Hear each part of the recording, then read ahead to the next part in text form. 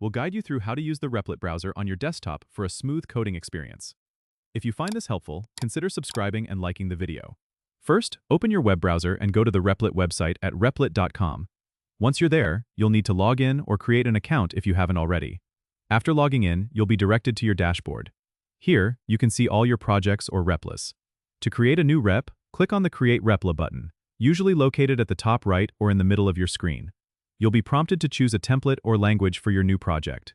Replit supports a variety of languages like Python, JavaScript, and more, so select the one you need. Give your repl a name and click Create Repla to start coding.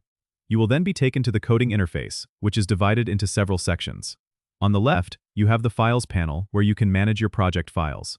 The center is the code editor where you can write and modify your code. On the right side, you'll notice the console area where you can see the output of your programs or enter commands. One great feature of Replit is the ability to collaborate in real time. If you want to invite someone to work with you, click on the Invite button at the top and share the link with your collaborator. Additionally, Replit offers a built-in version control system, so you can track changes and revert to previous versions if needed. To run your code, simply click the Run button at the top of the editor, and you'll see the results in the console section. If you encounter any issues, make sure to check the console for error messages or debugging hints. That's a quick tour of using the Replit browser for coding. Don't forget to subscribe and comment if this helped you out.